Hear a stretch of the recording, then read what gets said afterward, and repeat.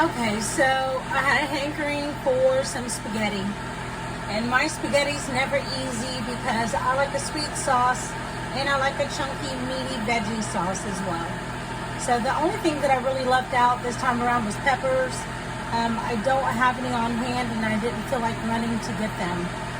I am making spaghetti. I've already got my fired roasted tomatoes in there and all my spaghetti seasonings as well as my meat and all that. And today for spaghetti noodles, I am using Palmini. Now I took the Palmini straight out of the can and drained it. I did not rinse it off because I wanted to boil them first and then drain the noodles in cold water. Now the smell was something else. I mean, it wasn't bad, like horrible, but it definitely smelled strange. And we've got to remember what we're eating is the hearts of a palm tree. Although I think they did really good turning it into noodles. Now, I know some people have left these noodles to boil, I don't know, like 12 minutes before. I'm going to double that up because everybody says there's still a crunch and I cannot have that. And this is my first time trying this. So it is going to be another 20 minutes before I even take these off of here. And I'll come back and show you what they look like after I'm done. Okay, so it's been about 12 minutes and I just came and checked these Palmini noodles. And in the middle of it, it's still got the slightest ever of a crunch. So I'm gonna let it go for 12 more minutes. I also am someone who likes a sweet spaghetti sauce. So I have a large amount of sweeteners on hand. It was hard to decide to choose from. I decided this time around to try Boca Sweet.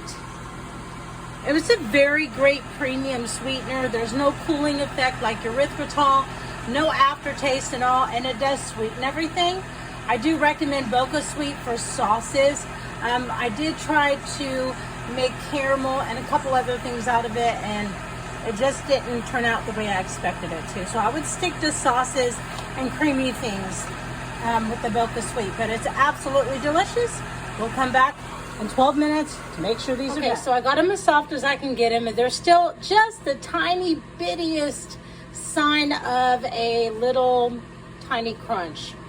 But this is as close as I'm going to get it, and I am going to press them down with a paper towel to get the excess water out there before I get them in my sauce. So I got the excess water out of there, and when you do that, you want to be careful because they are smushy when you let them boil longer. So that's a promising sign. They did smash up like spaghetti. I'm going to go ahead and twirl this up in my sauce. I'm going to add some Rayo's, which is some super low carb spaghetti sauce.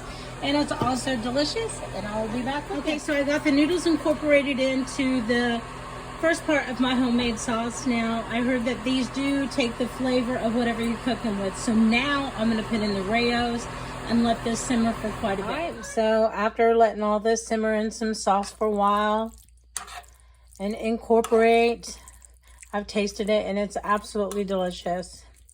So if you yourself make a pretty decent sauce, you're gonna like this a lot. So the noodles are all incorporated. I just tasted it and it's great. It doesn't have kind of an al dente, of course, because it's not pasta. But it's a definite, really great replacement. And the carb count is really low. So for this whole pan right here, as far as just these Palminis go, there is 6 grams of net carbohydrates.